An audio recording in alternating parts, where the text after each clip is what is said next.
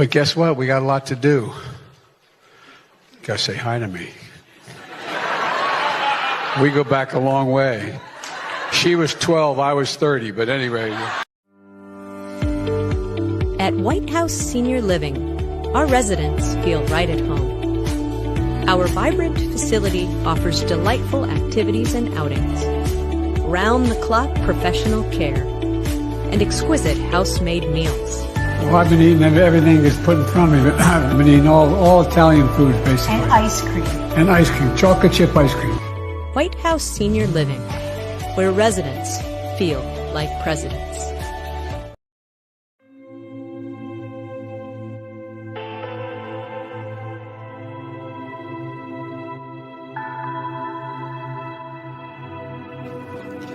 Locally, my clients are physicians, nurses, single moms, couples, multiple generations of families, seniors on fixed incomes, disabled, veterans, residents of assisted living facilities, and teachers at the local elementary, middle, and high schools. Most are dealing with serious issues other than their smoking habit, further degrading their quality of life and their ability to quit smoking. From 18 to 96 years old with an average age of over 40, nearly all referrals by other successful clients. Most have smoked for decades, the result of the 93% failure rate that they've been stuck with. They don't believe you and don't trust you with damn good reason. You will never reach these people. They know you don't care and they despise you for it. I greet them in a t-shirt, this one with Kevin Crowley on it, and blue jeans, and a nicotine molecule tattooed on my forearm.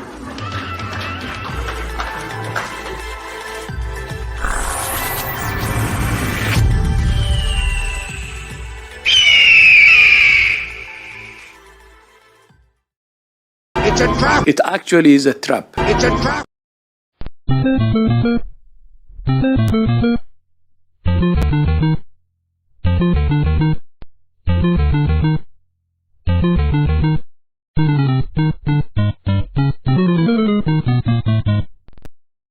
Well, hello. Welcome. And it's Friday. So let's have some fun. But seriously, we got some stories to talk about tonight here on the YouTubes, and then later on the Rumbles, we're gonna talk about all the shenanigans over there in Davos with the World Economic people. Those scary, but we won't talk. Not here. Later over in the. But anyway, Addie's here, and Michelle's here, and Toasty's here, and some dude named Vaping Links is here, and Jason is here. I think Jason is going to be to substitute Kevin in a couple weeks. Got to find somebody to, cover his spot. But there's people here, and now Kevin will be able to see the comments in the Rumbles because Omicidal is already over in the Rumbles, and they added a new feature so that you can actually see people's comments from the Rumbles in our chat stream here. But hello. It is here we had a cold snap. We had to bring all the plants in because it was in the like 28 degrees, and that was just on Monday and Tuesday, and today it was 70. But anyway, Kevin's here. Let me get Kevin in here. What? Imitate, never duplicate. Now, are you whining about being cold? No, it's actually 70 degrees. Okay. I was just saying that we had to bring all the freaking plants in. I used my leaf blower to get my car all cleaned off today. Yeah. I mean, I have a garage, so I don't have to worry about the car, but Yeah. You just hit a button, the garage door opens, you drive in and close it, I don't have to worry about that. Well, I have a garage as well, but it's half full. I think it sounds like it's full of shit. But anyway, what the hell's going on, Kevin? Nothing. Kerfuffle. That's my favorite new word. Me and Logan. Kerfuffle? I should have called the show Kerfuffle then.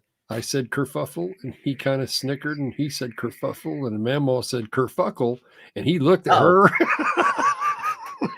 and I said, Mamaw, that's not what we've said. That's not an appropriate word, Mamaw. Kerfuffle. It's a kerfuffle. So, how was your week? What did you do?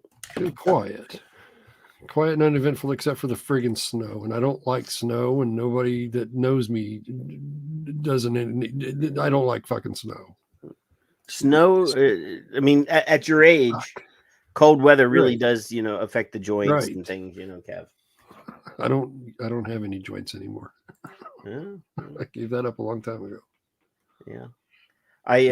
Did you see the video that I just tweeted a while ago? No, I don't like you. What did you do? Oh, well, here I'll show it to you. I'll show it to you here. That's make sure that I did. There it is. Here, it's only 48 seconds long. 48 seconds. Yeah. I made a campaign video for Joe. Good evening, my fellow Americans. The question we're facing is whether in the years ahead we have more freedom or less freedom, more rights or fewer. I know what I want the answer to be, and I think you do too. Who decides that the workday is from 9 to 5 instead of 11 to 4? Who decides that the hemlines will be below the knee this year and short again next year? Who draws up the borders, controls the currency, handles all of the decisions that happen transparently around us? I'm with them. The rule of one, not the rule of we, the people. That's why I'm running for re-election. What did he say? The rule of one, not we, the people. Yeah. What the hell was that one from? That's from one of his speeches. Clusterfuck will never go away. Clusterfuck. So I just made a little campaign video so that I tweeted it. So if you guys want to share it so other people can laugh, go ahead. But you don't have to. Bastard is also showing up in the chat. Okay, so the green is Rumble. All right. Yeah. And then he has requested a clusterfuck. So here, let's give him a clusterfuck. I'm dying to see what America's going to do to this. I'll use my favorite word again: clusterfuck, clusterfuck, clusterfuck, clusterfuck. Nobody, no motherfucking body could ever said that better. No. Yeah. Well, so I have fulfilled the request. Are you taking requests? Well, apparently I am. Go ahead, caller. I felt in the mood. In the mood, Kevin. All right. Here, did you see that the FDA is actually doing stuff now, Kevin? Did you see? No. What are they doing? Denying more shit? Yeah. I don't know. Tell me. Yeah, I mean they did. They denied stuff. Here, look. Yeah, it's right here. U.S. FDA issues MDOs for SMOK or smoke or what? I don't know. I actually don't know. I call it smoke. Yeah. But anyway, here's some pictures of some smokes.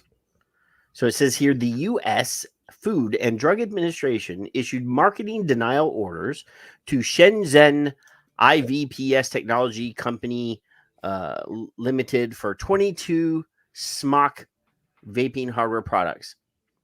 The denied products include devices, pods, atomizers, and cartridges. It's the first time the agency has denied strictly hardware products from one company en masse. And why they were denied, Kevin? Oh, because they're tobacco products. It's no. It says the products were denied because they were submitted without a specific e-liquid to be used with the devices, according to the FDA. It's because they're in their ass. The denied SMOK e-cigarette products are not sold with an e-liquid.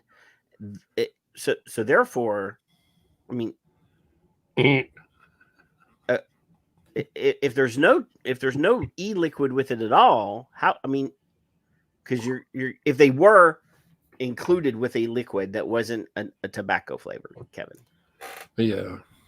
then they would have denied it because it had a flavor Right. associated with it, even though they have said that it's possible that a flavor could get through when one hasn't, but it's possible. Yeah, about 2062. Yeah. A consumer instead adds their separately purchased e-liquid into the device, the agency wrote. Therefore, these SMOK products have the potential to be used with any e-liquid on the market and available to the customer, which could include tobacco-flavored and non-tobacco-flavored e-liquids. EGADs. Holy crap. No shit. So having some sort of choice is now not FDA approved. Well, power and control, Patrick. There's a whole list. There's a whole list of stuff that got denied. Software, Patrick. Software. We are a tobacco product. This show is a tobacco product. It is software. It's all bullshit. The blogs. Yeah.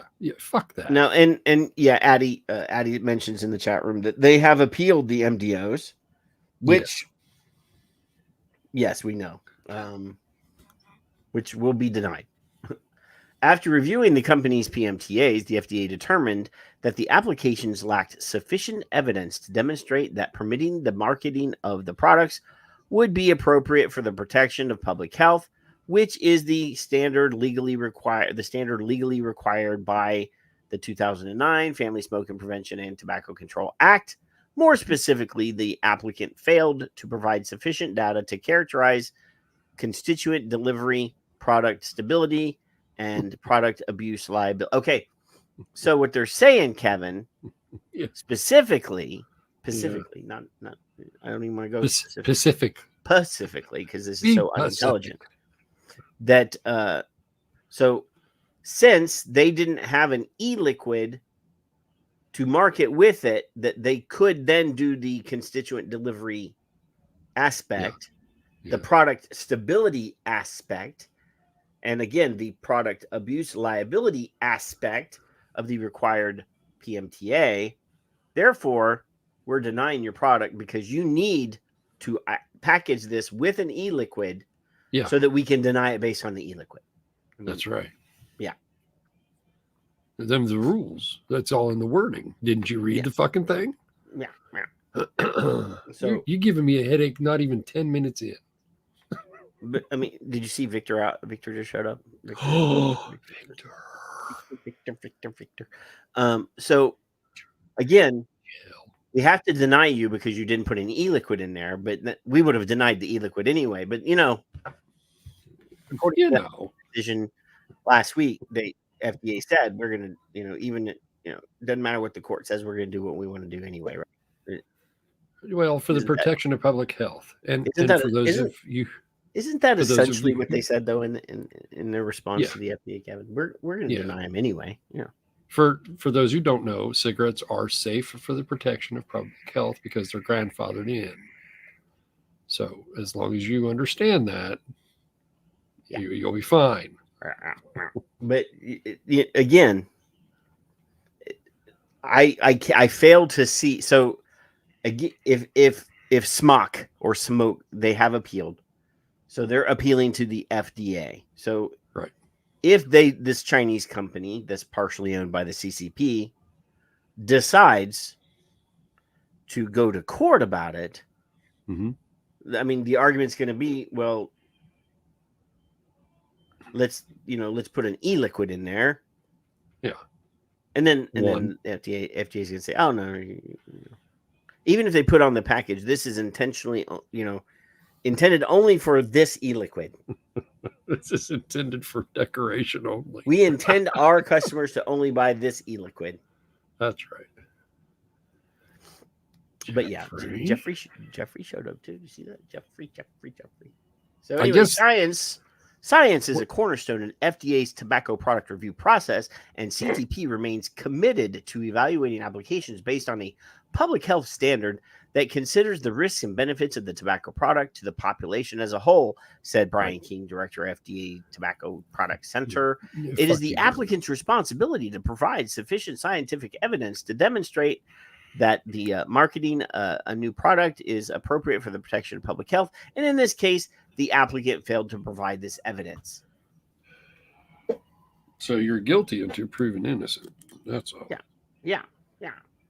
Really. I don't know what else to say other than fuck you, Brian. And the sad thing is we do have video of Brian King. Nobody likes that. Of Brian King saying that he is fully aware that these products are safer than cigarettes, which don't require, a whole big hubbub to get a new, cigarette on the market, because they have the substantial equivalency pathway. Yeah. So that if your cigarette is substantially the same as that cigarette, then you're okay. You don't have to do anything. Yeah, that's and fine. we know that about 50% of the people that use those products as directed by the instructions of the manufacturer, they're going to die. So, but those products you have a much easier way to get on the market. But if I make a car and it has to be approved because of gasoline, kerosene, whatever, but if I'm applying for the car's fine. But if you put gas in it, you can't. Well, no, we can't approve that because you're going to use gas. How far are they willing to go? This fucking far. Beano for your gas problem, Kevin. This is how far they'll go. Mm-hmm. So there's a jackwad in Congress. His name is he's a senator, Senator Dick Durbin. You know that guy? Dick's my pal. Well, I mean, we know you like Dick, but I don't want to talk about that here. It's not appropriate. But, Oh shit! It's the wrong show. So this says that Senator Durbin has expressed discontent over the FDA's inaction on vaping regulations, Kevin. And there's a picture of your favorite Dick. He had his girlfriends with him this week. Quit sending dick pics around, Kevin. I'm just saying, Senator Dick Durbin is a tobacco product. Right there. Dick Durbin, see? A top-ranking Democrat and chair of the Senate Judiciary Committee is voicing his discontent, Kevin. This is the winter of our discontent with the Food and Drug Administration's persistent delay in reviewing pre-market tobacco applications from e-cigarette manufacturers. I mean, come on, Dick. What do you want them to do? They en masse denied over 1 million applications all in one fell swoop like a year ago. I mean, how much more action do you want from them?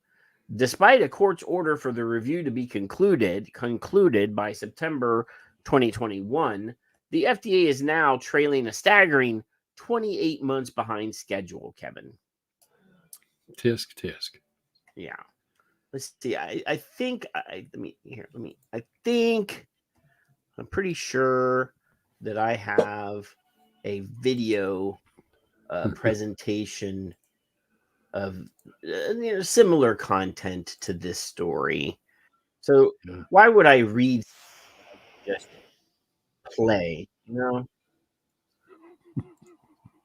So let me just rub this a little bit and get it started over here. Make sure I got the mute button unmuted so that we're not looking like unprofessionals. Well, I want to look professional, Kevin. All right. Yeah. That's fine. Yeah. So here, let's try this one. In your health headlines this morning, Illinois Senator Dick Durbin is urging the FDA to use its authority to protect children and stop unlawfully marketing vaping products. Durbin says the agency continues to miss and delay critical deadlines in its review of pre-market tobacco products applications. A federal bill passed in 2022 gave the FDA authority to regulate products containing synthetic nicotine as tobacco products. Today, advocates will ask Illinois lawmakers to pass the Prescription Drug Affordability Act. So that's a totally unrelated story about the. Yeah. So did you notice? You don't know this. This is probably Rumble material, but we'll talk about it real quick while I'm shutting this share screen down. Florida requested permission from the FDA a while ago, and it was finally approved last week, where they could actually buy cheaper prescription medicines from Canada. Yeah. And the FDA said, sure, you can do that. So Florida people in Florida can now have access to Canadian pharmaceuticals at a cheaper price than, full price American. Those damn Canadians are taking over everything, Kevin. I love the squirrels. I don't know that I want to buy my drugs from them. I mean, I know they have good pot up there, but other than that, I mean, I'm not sure. So, Dick is upset, Kevin, because he claims that the FDA is not moving quickly enough. And here's a third story that has him at the center. We're gonna just knock it out real fast. It says here, FDA can't keep punting on illegal vape enforcement. Durbin tells agency commissioner. So yeah, he wrote a firmly worded letter, Kevin. The FDA faced renewed criticism Tuesday from a top Senate Democrat who chided the agency's director for giving a free pass to unauthorized vape manufacturers that he said pose a public health threat. In his firmly worded letter to the commissioner, Robert Califf, Illinois Senator Dick Durbin did not seem optimistic that his months of urging the agency to take a stronger stance on its e-cigarette guidelines would soon bear fruit. Another Durbin vaping letter for you to ignore, the lawmaker told Califf. Firmly worded letters, Kevin, don't work. I've written a few sternly worded letters. I know, and did they work? Nope, not that I can remember. Now, here, just a sec, Kevin. So when I was a kid, yeah, and I still have it. Yeah. There, not Kool-Aid brand, but there was an off-label Kool-Aid brand. Okay. Or not off-label, but a different label. And you had to buy so many packets of this Kool-Aid, and if you mailed them in, they had points on. You mailed them in, they would send you these cups. They look like, well, that one is green, so you see it. That one, and then you have this little orange one. He looks like this. And then there's a banana one, and I believe there was a purple one, but somehow over the years I've only been able to keep these three, but I never got them.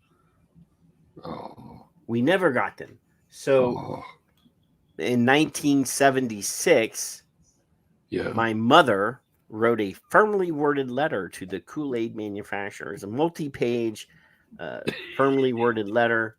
That told them how her children felt betrayed by the Kool-Aid or non-Kool-Aid conglomerate, whatever. Yeah. And then almost immediately, we started getting packages in the mail of cups. I think my brother and I ended up with like 8 full sets of, wow. Whatever words my mom, who is not a Karen, she's a Linda. Whatever words my mother put in those firmly worded letters, bless her heart, did get results. I got Kool-Aid cups. So you have that I still firmly worded letters work. To this day, I have them. Yeah. But apparently my mother is much better at writing firmly worded letters than Dick.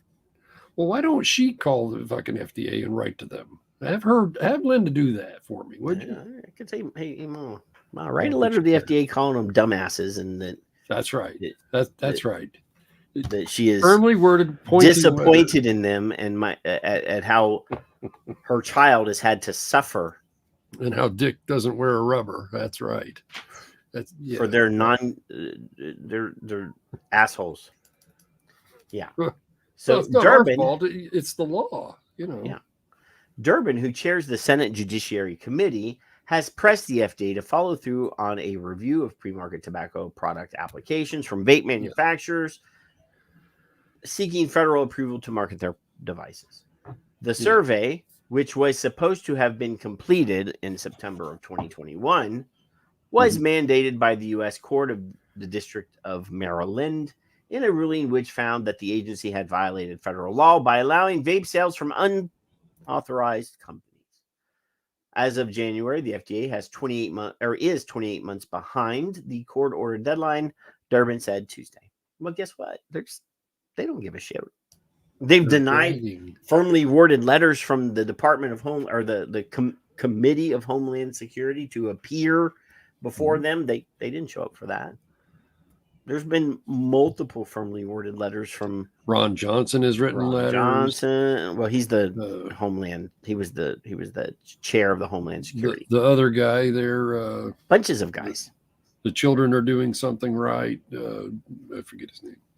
Yeah, but anyway, what's the guy from New York that I hate? Schumer. Chuck has written firmly worded letters. Oh, Chuckles. Yeah, I think even Pelosi's name was on a firmly worded letter. I don't know what you think about yourself, Durbin, but they don't give dick about you. Anyway, it's a game. Yeah. Now it's a game. Now it's just a time game that's wasted and better utilized with things like the fentanyl problem, among other things. So given these delays, and with no end in sight, there is absolutely no reason why FDA continues to permit unauthorized e-cigarettes to remain on store shelves, the lawmaker wrote. FDA has the tools and the authority to clear the market of unauthorized products today, yet the agency is granting a free pass to scores of vaping products that are harming the health of children in our country. Durbin acknowledged that the agency had taken some modest and long overdue actions to enforce compliance with federal regulations. The FDA over the summer placed an import ban on Elf Bar, a Chinese-made disposable vape, and fined several vape manufacturers that had sidestepped marketing regulations. Despite these developments, the Illinois Democrat argued that delays in the pre-market review remained a threat to public health. Durbin also dinged the FDA for what he called timid enforcement of synthetic nicotine products. Congress in 2022 expanded the agency's authority over e-cigarettes using synthetic nicotine, requiring manufacturers of such products to apply for marketing approval with federal regulators. Yet the FDA has yet to issue any marketing denials to companies manufacturing synthetic tobacco vapes. There's just this thing as synthetic tobacco vapes. It's synthetic nicotine vapes. Not synthetic. It's not fake tobacco. It's fake nicotine. Come on. The Illinois Democrat said, arguing it was outrageous that the FDA sounded the alarm on this emerging public health threat, but failed to act at a time when the most popular e-cigarettes used by children contain synthetic nicotine. Congress has taken steps to help the FDA crack down on unauthorized vapes products. Durbin told Califf, did you give them a lot of money? Because they don't got enough people.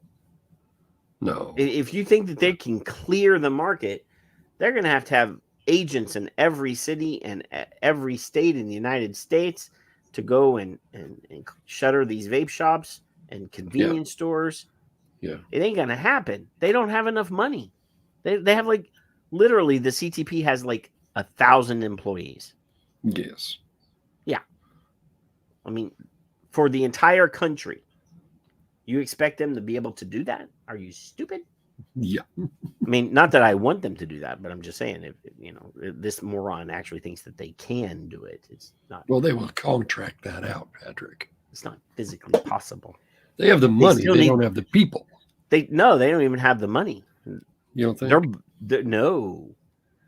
I mean, I imagine that there's not a surplus left in their budget after paying their 1,000 employees. Well, that's true. Payrolls and overhead and all that. I don't think there's any money left over. I mean, because they're using money, the user fees, the federal user fees. That's what pays for their budget for cigarettes. To pay for their entire, operation of the CTP. So if there's no money coming in from the millions of vape products that they've already denied, they're relying on their user fee money from combustible cigarettes to not only pay for the regulation of combustible cigarettes, but also to pay for, reviewing these applications. Denying. There is no review. Yeah, I know they're not reviewing. And I really actually should reprimand you for saying so. But there is no review. Fuck that. No, I told you.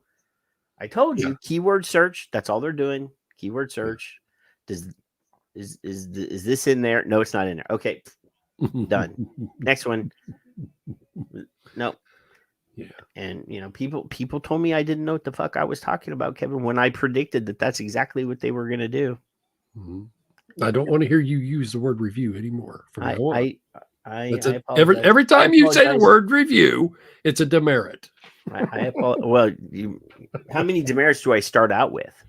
6. Just because I don't like you, and then it will add to that. It's like a strongly worded letter. Demerits are, Yeah. An FDA spokesperson on Tuesday confirmed that the agency had received Durbin's letter and said that it would respond directly to the senator. Yeah, behind closed doors, underneath the cloak of shit. Caleb's gonna go fuck yourself. You don't tell me what to do, you dumbass. Yeah, I'm part of the swamp here. That's right. I'm an unelected, unimpeachable. You can't get rid of me. Mm-hmm. Yeah, that's it. You let me in. I'm part of the what do they call that? The dark state or whatever. Deep state. Durbin, deep state. Yeah, I'm part of the deep state now. Go fuck yourself. Twice. Mm.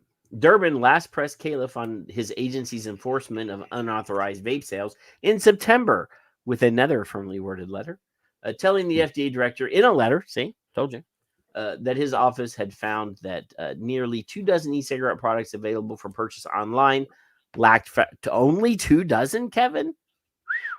They weren't looking very hard. If they only found 24. That figure, the lawmaker said at the time, did not account for vape manufacturers who had pending pre-market review applications before the FDA or companies that had failed to apply for such approvals at all. Meanwhile, the tobacco use among some minors dipped last year, the FDA said in a November report. Just around 10% of high school students reported using e-cigarettes in 2023, a decline from around 14% in the prior year. Overall, tobacco use among high schoolers has decreased to roughly 13% from 16.5%. Because among vaping products are tobacco. Yeah, middle school students reported a slight increase of up to 7% from 4.3%. So they tried, Patrick, as hard as they could to recreate the problem that they had in the 90s into 2000s. And they can't. So when they declared vaping products as tobacco, they keep trying to bump that fucking number up, and it keeps going down. Now, I already thought a couple years ago, with the kids being off and mom and dad being home, that it may bump a little, but it actually didn't. So I was surprised, and I was surprised again this year. So I don't know. I can't be surprised, Kevin. Well, color me stupid, but it's impossible to surprise me. But here, let me surprise you. All right, I'm ready. Yeah. Smoking cessation clinics are seeing a steady number of people who want to quit the habit, while demand for professional help to quit stays strong. Healthcare professionals say the evasive habit of vaping is not helping patients stub out for good. Apparently, in Singapore, vaping is rampant because I thought it was illegal. I thought it was completely illegal to even possess a vape in Singapore. I did too. Like if you fly into the country, they confiscate your vape. Like canings and shit, yeah. And then I thought they took you out in the public square and caned you. But apparently, I thought it's so bad in Singapore and so prevalent that it's. Did you see Phil's little tweet earlier? I probably did. Okay. the one about the thing in Wisconsin. Yeah. A year later, go ahead. Yeah. But so anyway, apparently, the scientifically proven best way to help people quit smoking, better than all the pharmaceutical products on the market, is preventing people from quitting smoking, according to this. Yeah. Yeah. Aslam Shah finds out why. Mr. Dandya Rosalie is lucky to be alive and breathing. The private hire driver used to burn through a pack of cigarettes a day and chasing it down with vapes. It led to lengthy hospital stays in the intensive care unit twice. The worst thing in my life, I really realized like life is so precious. Everyone thought they need to resuscitate me. Yeah, and the nurses all panic. I also panic. Mr. Dandya went through a lung lavage treatment that removes the protein built up in his lungs that hinders breathing, without which he could have died at 34. All right, Kevin. Now you can remove protein in your lungs? Well, lipids. Lipids are fats. So they're saying here that that in one occasion they lavaged him and took 1, 2, 3, 4, 5, 6, 7, 8, 9, 10, and I can't see. I mean, there's nothing here for me to guess how big these bottles are. Now, lavage is basically where they flush with water. Okay. So on one occasion, they said on 2 occasions they did lung lavage. And this is the amount of water and lipids or crap that was in his lungs. Huh. That is it. If you had, I mean, obviously this is again water mixed with. So water from outside, gunk from inside, mixed into these jars. That's a ton of stuff. Now, they said he was smoking a pack and a half a day and vaping. Wow. So, Kevin, would you assume that maybe it was the black market cigarettes that he was smoking? No. So the cigarettes are safe, Patrick. And not the 99% safer vaping product. No. It'd have to be the vape. It couldn't possibly be according to Dick, the number one number one cause of preventable heart disease, lung disease in the world. And, couldn't be that thing. Had to be the vaping. Yeah. It's up in his lungs that hinders breathing, without which he could have died at 34. Really leave everything to fate. I said, if you live, you live. If I die, I die. I told my wife, if I die, I die. I don't know what's gonna happen. He has since been smoke-free for 2 years, but it has been a constant battle. I feel stressed. I feel like smoking, but I just find something quickly, distract. It's like a choice.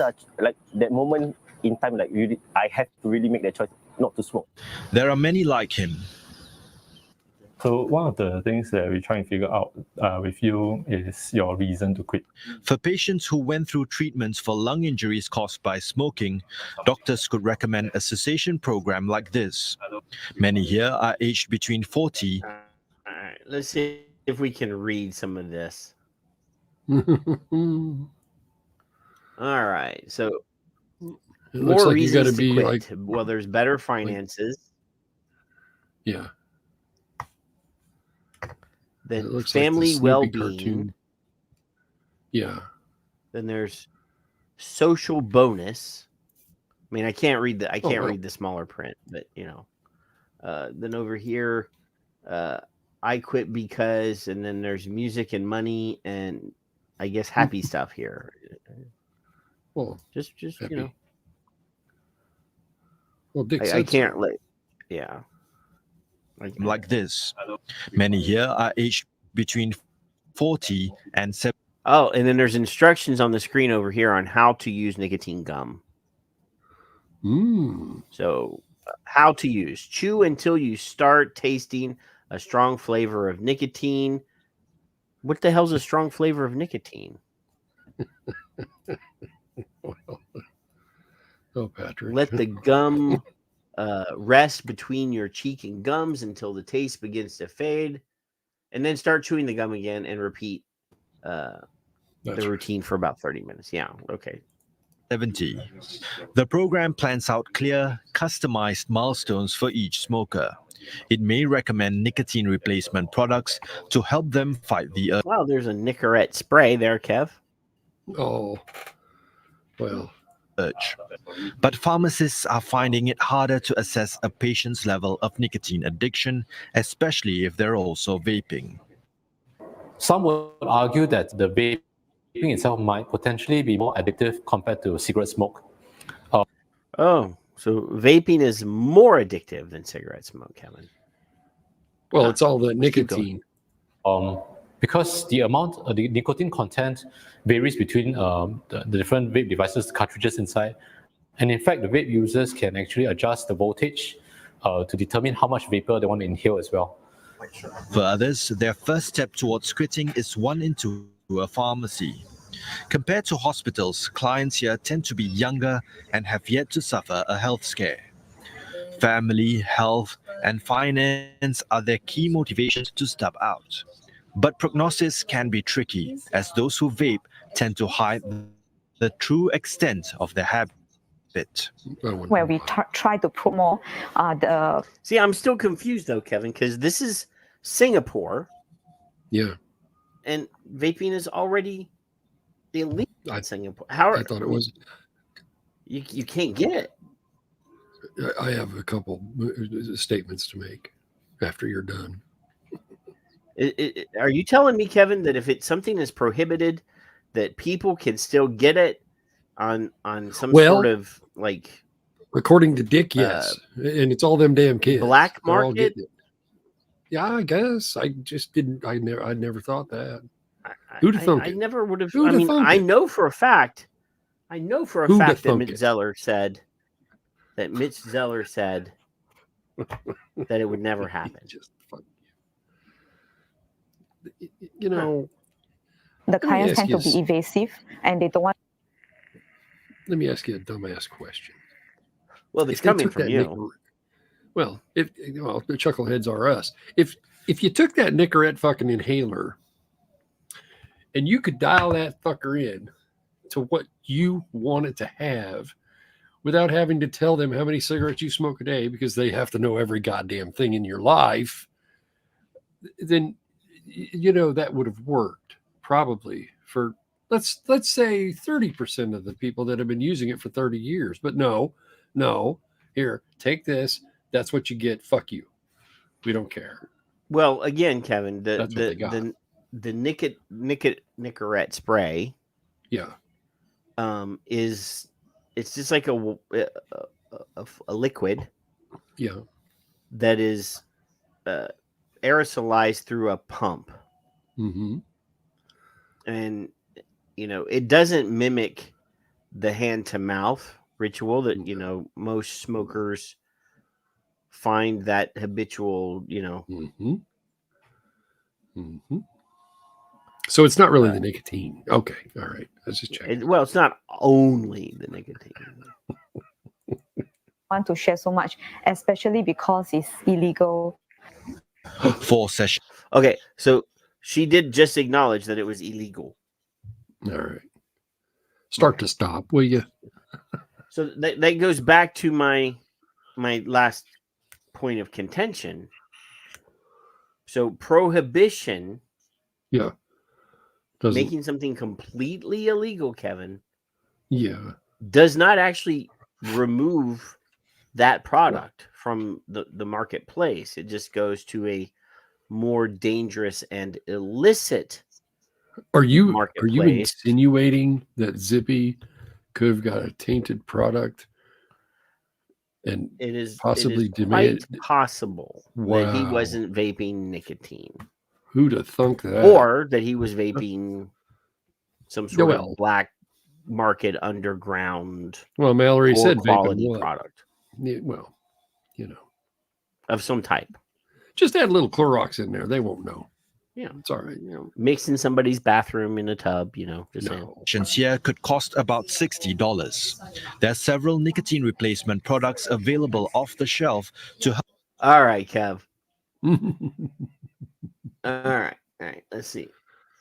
So we have a patch. Yep. I can't tell what I can't see what this first one is with the black label. The middle one says like 13 milligram. Yeah.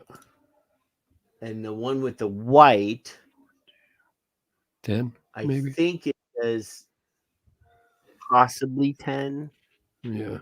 I can't really testify because my trifocals are not really helping me. But if those are the only strengths that they have available, we already know they don't work. All right. They know that. We got science. Oh, Phallus is telling me that it's 12 milligram in the black. Okay. So, yeah, they're excessively eating these carrots because I can't see it. Hello, Phallus. I don't know you, but hello and welcome. Welcome.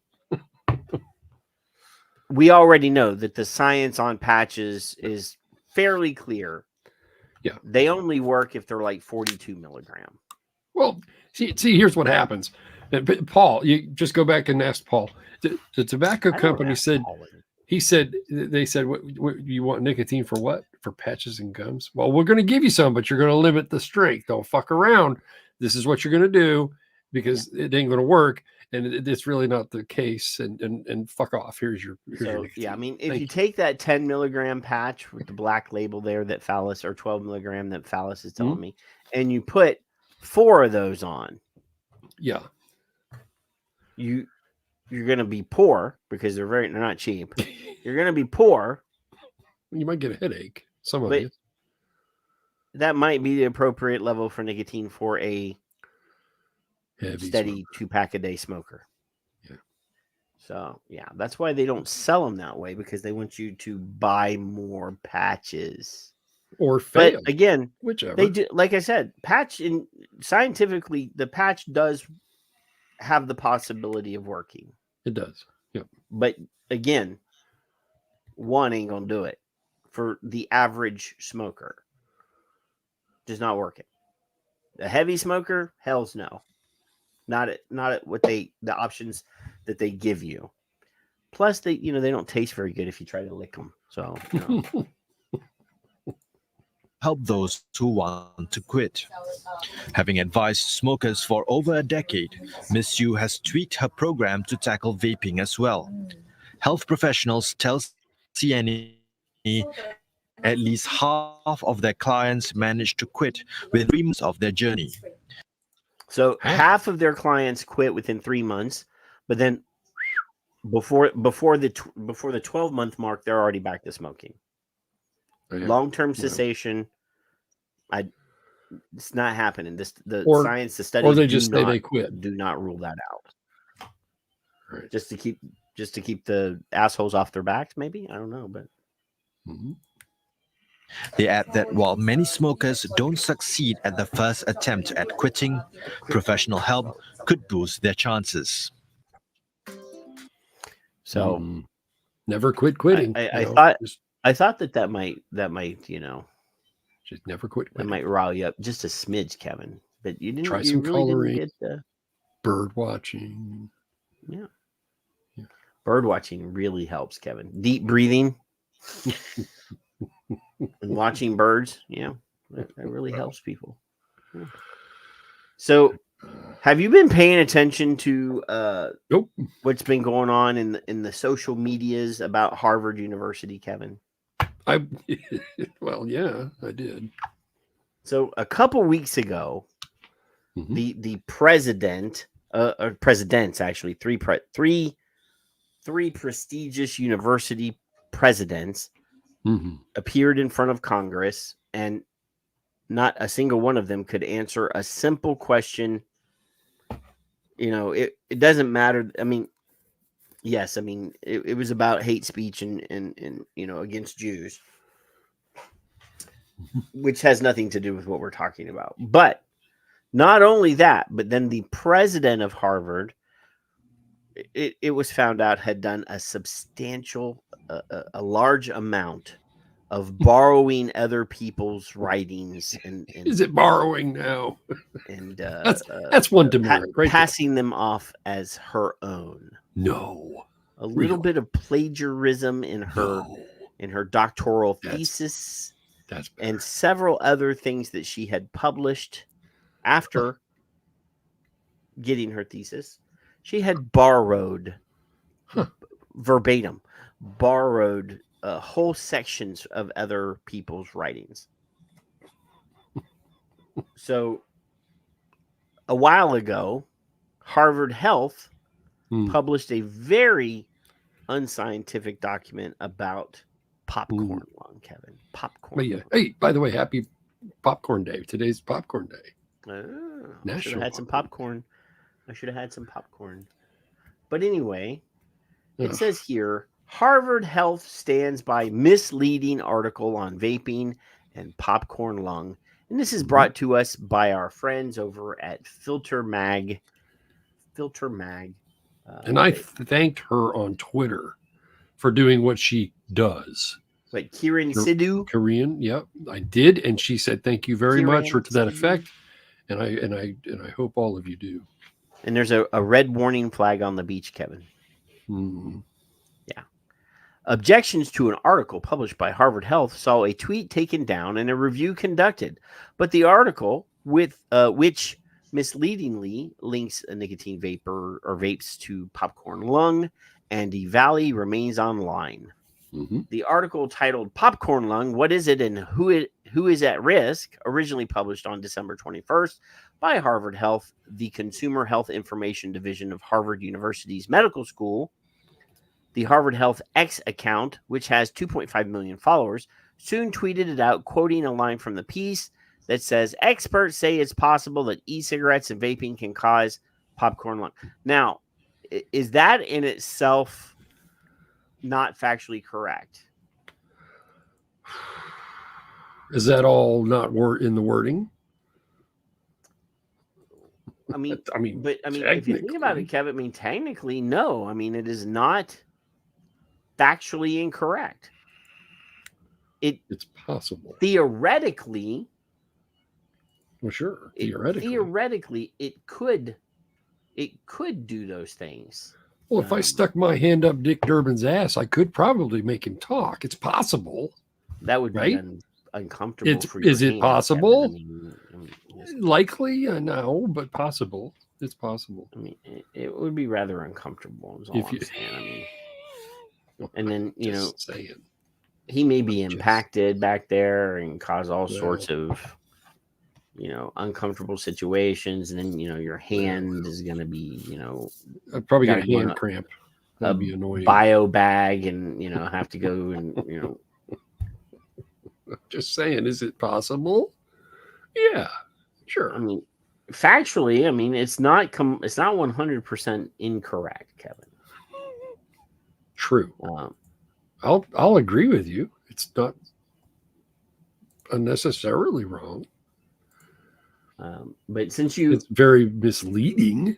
Since you mentioned today was Popcorn Day, Kevin, here I got popcorn for you. Happy National Popcorn Day. Yeah.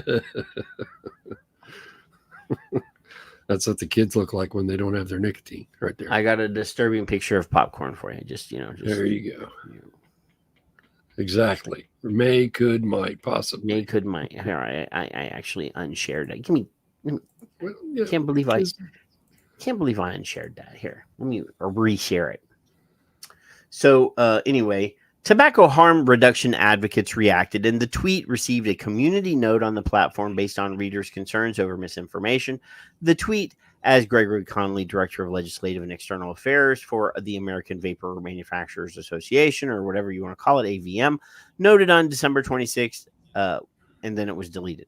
The article, however, was not. So they deleted the tweet, but they left the note up.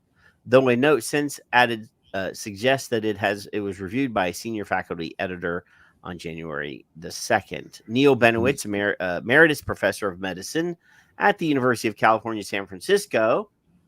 I didn't know that he was at UCSF, said risks of vaping are exaggerated in the article. Some changes from the original version were apparent, including the removal of the stronger statement. Many experts agree that there is a link between popcorn lung and vaping. They point out that diacetyl is a proven cause of popcorn lung and that diacetyl is a flavoring used in some e-cigarettes. Not anymore. I don't know that any flavor manufacturers still produce diacetyl. Barely, rarely, or never. I don't know which. Yeah. Yeah. Neither Harvard Health nor the author of the article responded to Filter's request for comment. Neil L. Benowitz, emeritus professor of medicine at the University of California, San Francisco, told Filter that risks of vaping are exaggerated in the Harvard Health article. Why did they repeat that twice? That's weird. Many reputable sources have described the idea that vaping causes the rare condition bronchiolitis obliterans, known as popcorn lung, as a myth, or at least a contention unsupported by evidence. There is some evidence linking the disease to exposure among factory workers to diacetyl, a chemical used as a food flavoring and present in alcoholic drinks, as well as some vapes. But the presence of a chemical does not demonstrate that it is present in sufficient quantities to cause harm. It is the dose that makes the poison, Kevin. Now, let me ask you, since you're so fucking smart, and I don't know if anybody else has the question in their head. When I was a kid, I was the guy going, I have a question. So you were a kid? Diacetyl, whatever the fuck it is. I don't know this, so you tell me because you're smarter than me. Was that a dry product in the line that they were inhaling? And that's how that was caused? Or was that inhaled in a liquid form at the popcorn factory? No, I believe the additive that they use is a pulverized powdered version. Okay, so they're walking down the line and they got it in the air, and that's where it came from. They're supposed to wear respirators. So while I will point directly to Dr. Farsalinos and his very hated conclusion, it's two different methods of inhalation, right? So, well, it's still inhalation, though. It is. It's going to liquidize as soon as it hits the moist tissues in your blood. The pulverized powder is going to become is going to be liquefied in your. Will become liquid. Okay. Yes. Okay. Cool. So it would hit the moisture of your lungs because obviously the tissues inside your lung are moist, and it would probably build up on a layer, and over time as saliva, mucus, and everything tries to expel it, it's going to become even more liquefied. So I don't really think it has anything. The compound itself is what's doing the damage. I don't imagine that. I mean, obviously they should have been OSHA standard requires that they be given respirators in that environment, regardless of whether diacetyl is in there. There is particulate matter in the air that could, I mean, even if it was any kind of powder, I mean, obviously we don't want to be inhaling talcum powder because that does cause cancer. We don't want, Well, you went where I thought you would go. Yeah. And you answered the question I probably knew the answer to, but others may have that in their head, like, well, wait a minute, it's two different things. Technically, it is, right? So it's all in the wording. But I'll take away one demerit. You're down to 5. You've earned one demerit away. There you go. Yeah. So it says, okay.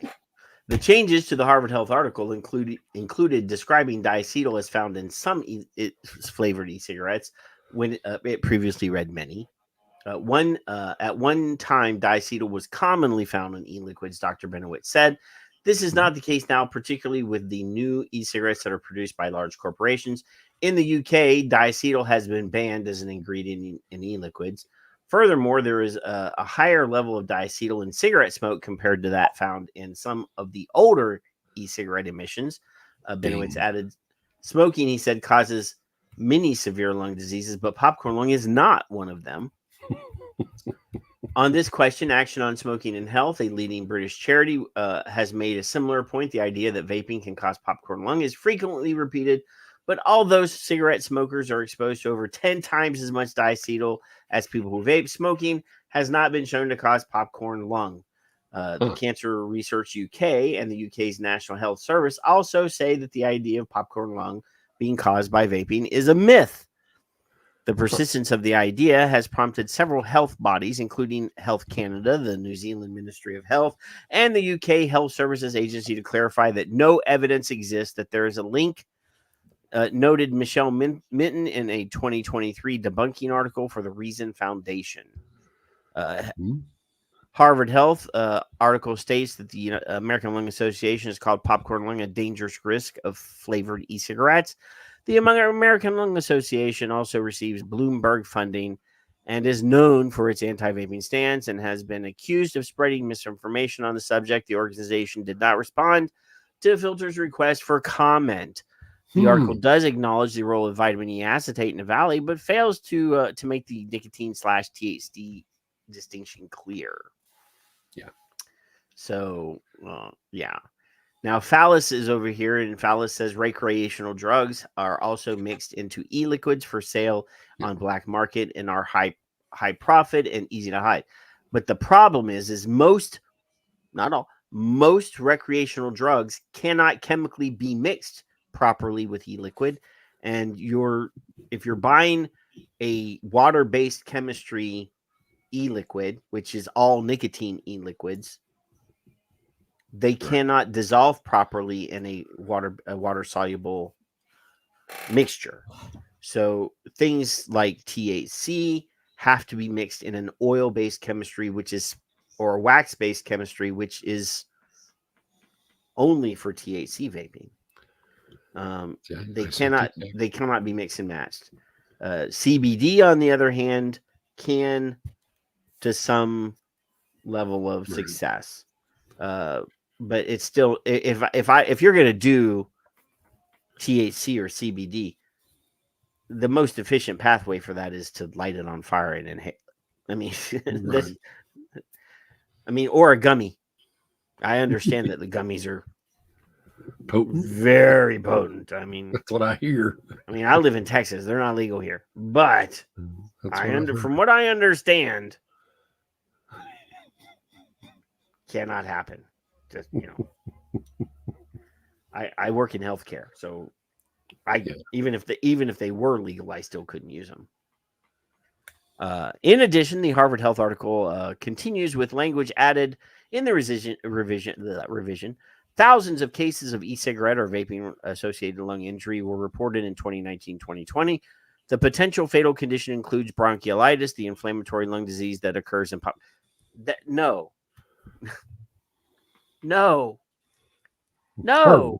Harvard.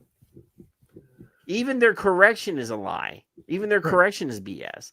E-Valley is a completely different presentation than bronchiolitis. A completely different. I mean, if you put a lung scan, just a simple chest x-ray of a bronchiolitis patient next to an E-Valley patient, they don't look anything alike on a chest x-ray. Even I could tell. Wow.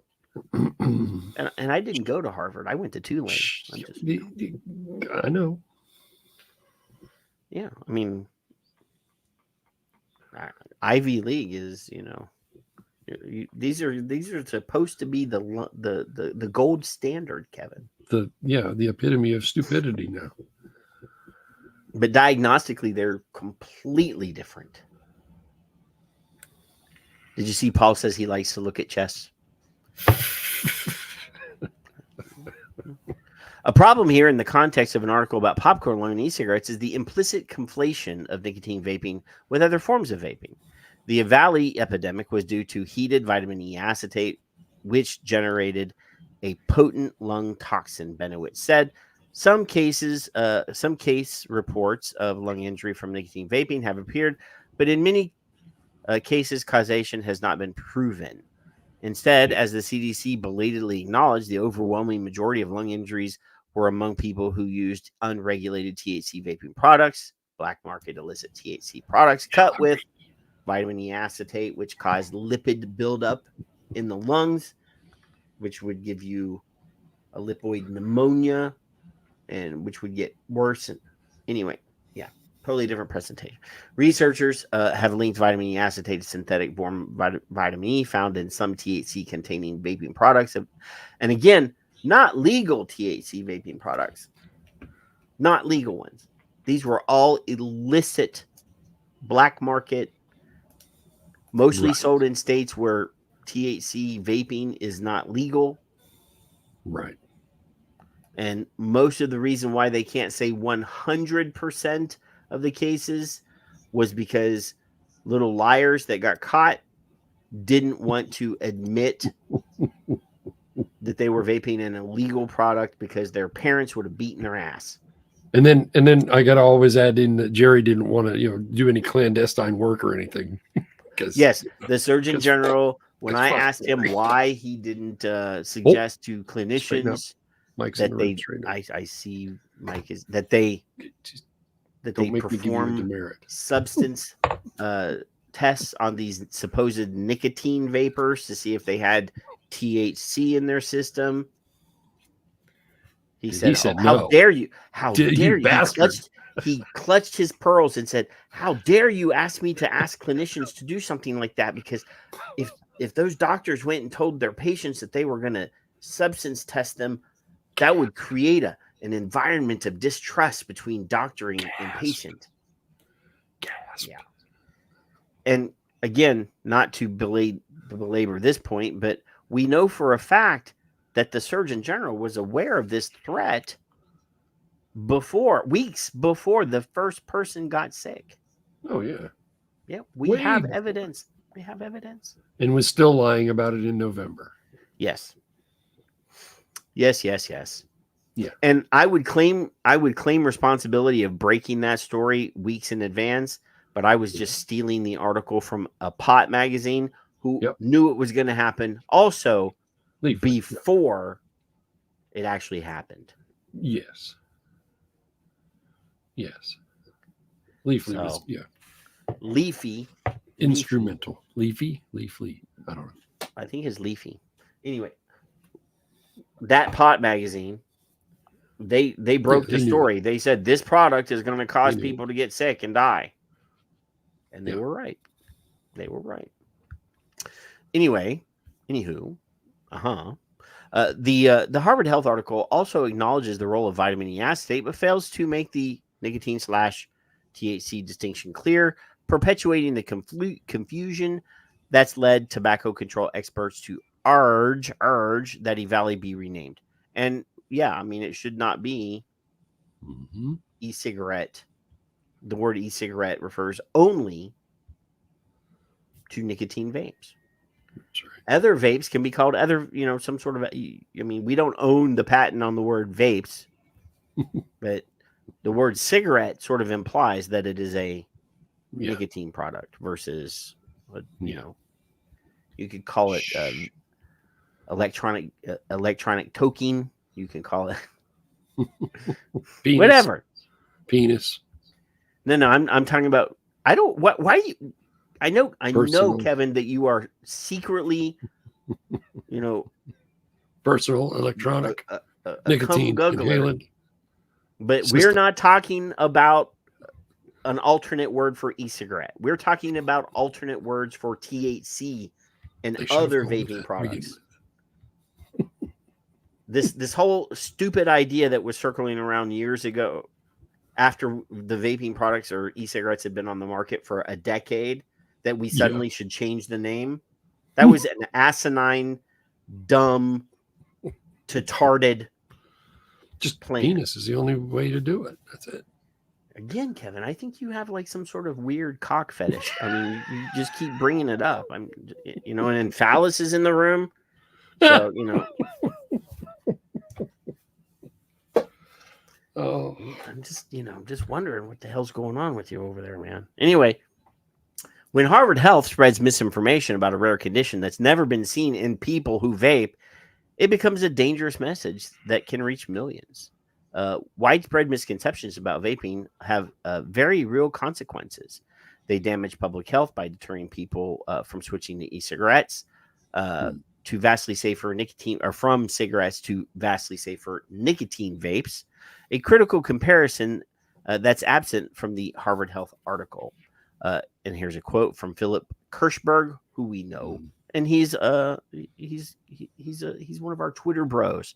It seems that people are being inundated with misinformation about vaping as much today as ever before. Tobacco harm reduction advocate Philip Kirschberg told Filter. When a small news outlet comes out with a piece about popcorn lung, sadly, it doesn't come as much of a surprise, he continued. But when Harvard Health spreads misinformation about a rare condition that's never been seen in people who vape, it becomes a dangerous message that can reach that's the same. Why are they repeating the same quotes over and over again in this article, Kevin? This isn't the first time Harvard Health has misled readers on vaping. Gregory Connolly told Filter, Greg is our friend as well. If you have any photographs of oiled up wrestlers, just send them to Greg on Twitter in his private messages. He likes those. The latest episode, he said, exposed both the intransigence of public health activists and the overbearing arrogance of academics at elite institutions. That sounds like a Trumpism. That sounds like something Donnie would say. Oh, Kevin. What? I got a text message from Don Jr. this week asking for money. I'm like, I don't know that I like you well enough to send you money, Don Jr. But yeah, I got a text message from Don Jr. Asking for money for his dad.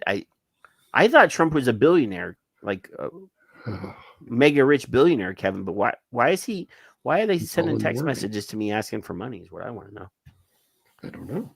Yeah. Despite numerous reviews highlighting the lack of evidence connecting popcorn lung to nicotine vaping, individuals like the author and reviewer persist in their crusade, he continued. They appear to be more invested in fueling a perceived righteous war than upholding the truth.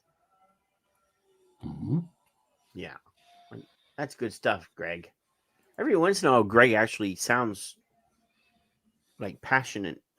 Most of the time you see him, he's very monotone. He doesn't. But if you read his words with a little bit of inflection, like his words sound very powerful. Yeah. I'll just get him to write for me, and then I can say his words with a little bit more spirit. And is that what you want to do? Send him an oiled up wrestler photo and get back a transcript. Greg, though. Greg is cool. I like Greg. Yeah. Hey, Kev. What? Do you know what time it is? Oh, is it time already? That was quick. Look, I got the cat right there. Right there. Whoop, shit. Right there. Right there. So now I did that. She's going to think I want her. Yeah. Well, I mean, she might. And Mike, you might want your wife. I mean, Mike hasn't done our Vape Cats tweet of the week. Yeah, we need that. But anyway, here I'll use my very heavily reverberated one. It's time for the Vape Cats S of the week. Don't tell me I didn't send you one because I did. You said you sent two. I did send two. Yeah, technically, you did send two. I actually appreciate both of them, but here, let me. The first one is from our very good friend Mark, who was in tonight's intro, because giving an impassioned speech about what he does to help people quit smoking, and there's the wonderful Bernie, now. Bernie. I'm thinking maybe Bernie should be in a union because I think her boss is just being mean. It's possible. Threatening her with water. She's not a cat. She didn't want to get up for work. I put under there like 5 more minutes, Dad, or something. I'm a big fan of putting off work myself. I mean, that poor girl. But I don't have an alarm clock with a snooze button. Yeah. So I have to get up when it goes off because I don't have the snooze button option. Look how hard that dog works to be that tired. That's all I'm thinking. Yeah. So he says, ripped the covers off her and threatened her with a glass of water. She does not want to get up for work. Well, okay. Snow, probably. Well, it's probably cold as hell in Michigan. Yeah. Well, yeah. So then you send another one from Laredo. If I remember correctly, Juka alerted others to this tweet. And I thought, look at there. Yeah. Interesting So, question. Laredo asked the question, is there anyone who actually started vaping to quit smoking cigarettes and eventually quit smoking altogether? Well, I mean, I assume that almost everybody in our chat room, everybody that I know of, I mean, I don't know Phallus on a personal level, but most of these other people I have either met in real life or met and known for years on the internet, which is, not a real friendship, but in some cases. But your point is that, yeah, of course there are, but this person doesn't know that. That's the point of my submission.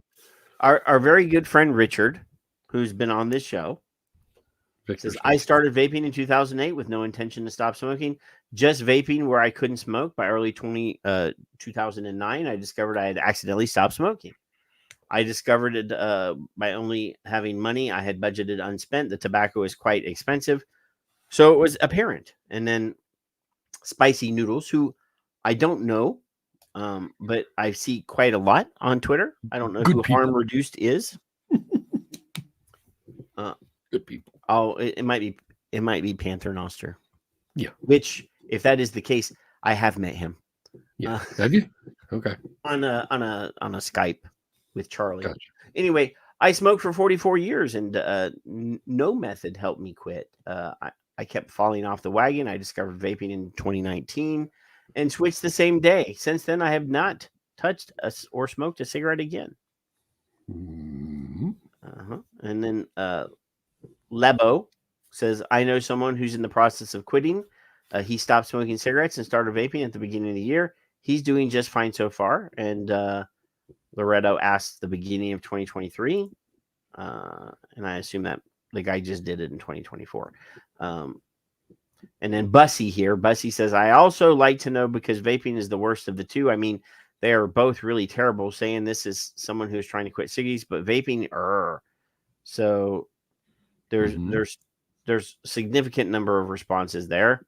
So now our friends in the Northern Territory down there in Australia probably should have put something other than rubbish.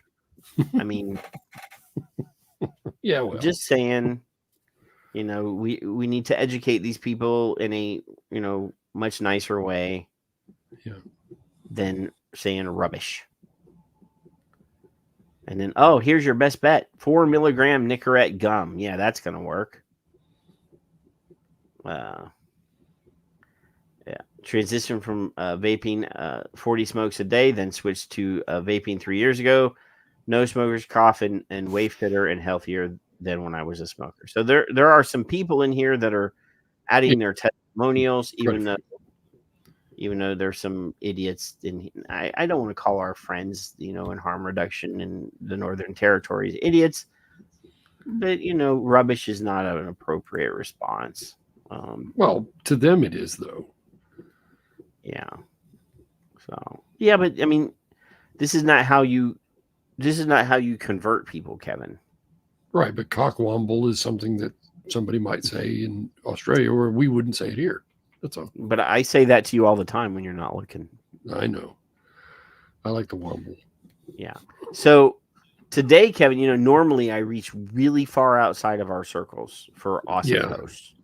Yeah, and you yell at me when I don't. One of maybe two of my 4. I have 4 tweets. I have to double yours. You had 2, so I had to have 4. I know. That's one from merit within our circle. But it's a great one from our friend Skip. Oh, the cranky old broad. And she says, how did Legacy, the Truth Initiative, go from this to advocating for a nicotine-free society? So here is a statement from the Legacy, which is now the Truth Initiative. legacy was established as part of the master settlement agreement. A certain amount of money was set aside to create a nonprofit anti-smoking organization. They called it Legacy, and they took all of that tobacco settlement money and heavily invested in the stock market, Kevin. So this is why the Truth has massive amounts of money now. And if I recall correctly, there was some improprieties going on for a little while. Well, I mean, they're supposed to be a nonprofit. You technically are not supposed to turn around and put that in the stock market to make profit. Well, no. I mean, like embezzlement or something. I'd have to look. I don't remember. But don't I mean, quote just me. the idea that a nonprofit yeah, is going out of its way to become profitable is problematic. But anyway, the quote says, in our view, this is best accomplished by following a strategy to minimize harm from all tobacco products. This harm minimization strategy holds that while the best way to eliminate tobacco-based harms is to eliminate tobacco use entirely, and to do so as early in life as possible, the death and disease that flow from tobacco use can be significantly reduced if tobacco users who are unable to unwilling to quit, switch as early as possible to the exclusive use of the least harmful non-combustible or medicinal tobacco or nicotine delivery products. So the least harmful non-combustible tobacco product. Thus, we continue to support regulations that protect youth from accessing these products while still making them available to those unable or unwilling to quit combustible tobacco products. So that seems like a sort of positive support for harm reduction strategies, Kevin. I could go with that easily. Yeah. So then my next tweet is from our friends in Sweden. And it says, Smoke-free Sweden is continuing to make headlines, this time in business. And then there's an article here from Bloomberg that says how Sweden quit smoking without nicotine or without quitting nicotine. And then there's a wonderful article, which I'm not going to register for, so we can't really read it. But it does talk about how Sweden was successful at really almost completely getting rid of lung cancer by switching to snus. Not completely exclusive, but promoting snus. Yep. Yes. Which everyone knows that I am a fan of snus. Never even knew what it was until long after I'd been vaping. Snus. Yes, if snus were more readily available here in America when I decided to quit smoking, I would probably not be vaping. And it's the same thing if the IQOS or IQOS was readily available here in the States at that moment. I may still be using a heat not burn product. Yep. Yeah. So I'd have tried it, and I still want to, just haven't seen one yet. Right. So for those of you that don't know, snus are not legally for sale in any of the EU countries. They have been banned. And then obviously the TPD products, the countries that are part of the TPD, they're not allowed. We can get general snus here in like three tobacco flavors here in the States. And there are dozens of other nicotine pouch products available in the United States, but those are not snus. That is a different, it's like a synthetic nicotine powder with flavorings in a pouch. It's the same delivery method. They look really similar, but not. Whereas snus are actual pasteurized tobacco product. It's actual tobacco in a pouch. So similar but different. So it says here, as we approach COP10, we are urging policymakers to embrace the Swedish success story by making less harmful alternatives more accessible to smokers. That's pretty okay, Kev. You think? Yeah. And then the last, let me double check here. I have another tweet that's just sitting here, and I don't remember. It says it's not even available. Why? Somebody deleted a tweet, Kevin. What? Somebody deleted a tweet. No, I did. I just refreshed it, and it. Oh no! See, if you get back, you might see it. It says this tweet has been deleted, but I have this one. This is from John Elliott, and it says, amusing at first, but the continued death rattle of the prohibitionist lobby is just become a bit sad. Let it go, people. New Zealand is on track to achieve smoke-free status thanks to vaping and without your cruel dystopian punishment of nicotine addicts. And Robert Beaglehole, which is somebody I fanboy over. He is a New Zealander who was at one point head of one of the regional medical divisions of the World Health Organization, and has testified on the wonderful potential that vaping has to wipe out smoking. He's a good guy. Like him a lot. So the link to this tweet is in the thing. If you want to read this article, go to the tweet and click on the thing. Click on the thing. Click on the thing. So, Kev, that has been the Vape Cats X of the weeks. Tweets. They're not tweets, Kevin. They're X's. Come on now. You don't want to piss Elon off. I'm telling you, man. That's not a good idea. Do not piss Elon off. I'll put the parentheses formerly known as Twitter. We haven't actually read any tweets or any articles yet this week that use that terminology, which is quite common. X, formerly known as Twitter. We haven't come across that yet. Yeah. Good. Oh, here we go, Kevin. Since Paul is still here, so let's do two stories about Australia really quick. I think he's gone, but either way, we got to do it. No, his last comment was just like 4 comments ago. So he could have won. Impossible. Let me rub it. Let me rub it. Fine. Oh, here, let me open this in a new tab. There we go. Do do do do do do.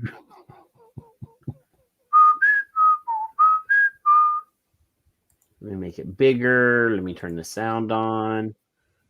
There you go. And let me start at the beginning. All right. Let's present this bitch. Yeah. James is here. Finally. We're almost done. He's been here. Almost done. Look at that. Well, that's what globalists are planning for. Back at home, the government is planning new rules regarding vaping, but they're predicting the rules will create more problems than they solve. Once vapes become prescription only, they're anticipating 450,000 Australians will go to their local GP seeking a prescription. If they do that twice during the year, that's 1 million extra. So they're projecting that 500,000 people are going to be running to go get a prescription for a unflavored, leaky as fuck, shitty vape product. I predict they're going to get them from the kids first before they actually go get a prescription. We already know that Australia has a very vibrant black market for vaping product. Well, there's kids on every corner. I'm sure you can just pull up and say, "Hey, kid, give me a vape." Yeah, I really don't think there's going to be this big, huge rush because everybody that vapes is just gonna. They know they have a bro that's already importing them. You know, they're not going to be able to catch them. The Chinese will just label them as something else. Electronic parts. Yeah. GP visits in 12 months. Surely our medical centres won't cope with that, which will only expire then what? Black market vaping? You've already got a or move people to cigarettes. You've already got a situation where it's almost impossible to find a bulk billing doctor, if you can find a doctor at all. In the bush, it is obviously just a complete... In the bush. I don't think, Crocodile Dundee's gonna be going to his bush. Oh, I thought that was a Kate reference. write-off. Smoking rates are higher in the bush generally because they're higher among lower socioeconomic areas. So this is just the most insane plan I have ever heard in my life. It will cripple an already stretched GP system. It will make it easier for people to buy cigarettes from a 7-Eleven, which we know will kill you. It will kill cigarettes. Will kill 2/3 of the people who smoke them. Right? Yep. Vaping. There is not much evidence there. There's a lot we don't know, but it is almost. We have plenty of evidence, bro. Plenty of evidence. 2/3. Certain, and the evidence we do have is that maybe it's about 1/10 as bad for you as smoking tobacco. I quit smoking just after I turned 40, went to vapes, haven't touched a cigarette since, and feel $1 million. I run every day. If Wow. I have a prescription now where I can order it from the line, now I will have to completely unnecessarily go to a doctor, get constant repeat prescriptions, clog up pharmacies, which will have to dispense it, or I could just decide, you know what, it's all too hard. I'm just going to go to the local supermarket and buy a pack of durries. Right. And I already know people who have done that since it has become harder to get them. And it is... You know, yeah, you can get some silk cut. I mean, if I'm gonna go, I'm gonna get the good stuff. I'm gonna get some Dunhills or silk cut, some really good cigarettes. I'm just saying. Absolutely insane. It's been driven by ideological, puritanical, so-called public health officials. They're usually not medical doctors, and there's a whole bunch of medical doctors who think this is insane. We're the only country pursuing this. In other countries, they actually hand smokers vaping kits and say, here, this is how you can give up. And every smoker I know has been able to give up thanks to vaping when they weren't able to give up under any other thing. This is madness. Hasn't the reaction, though, been caused by the fact that vapes tend to be marketed towards children?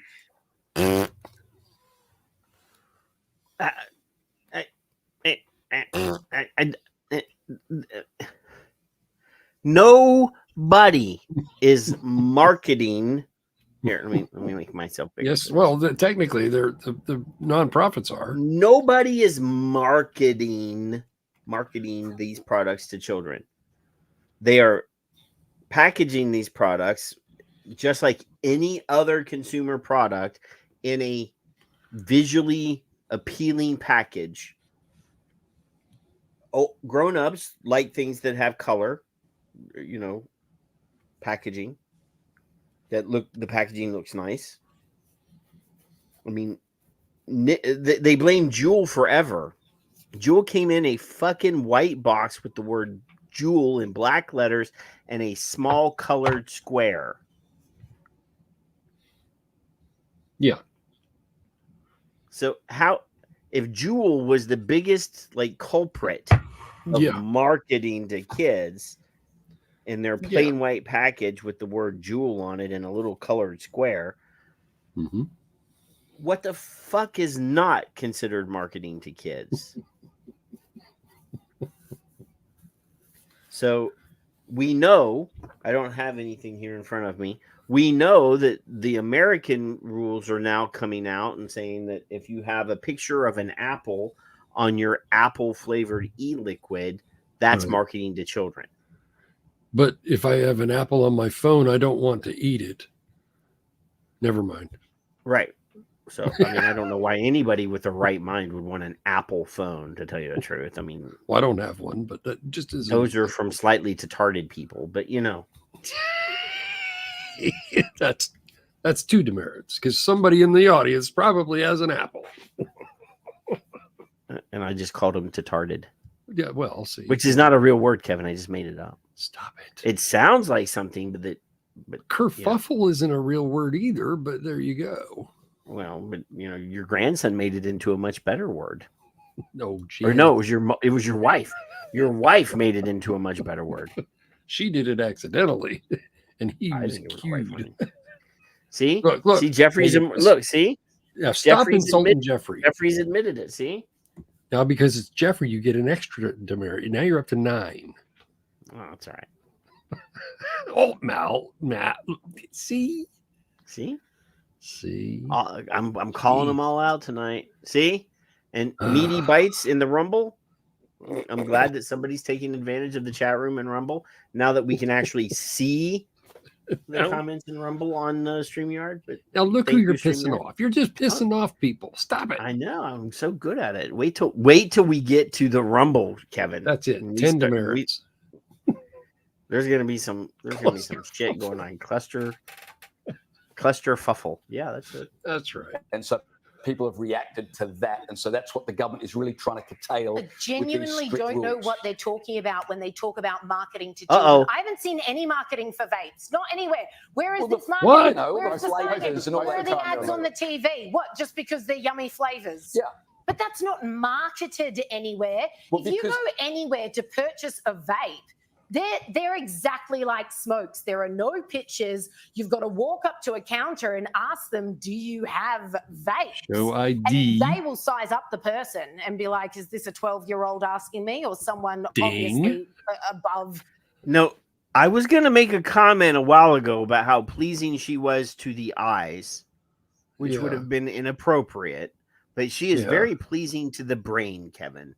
Yes, very. Because the words that are coming out of her mouth are highly intelligent, and Well, they are see- linking inside of my brain and giving me pleasure. Are your endorphins kicking in?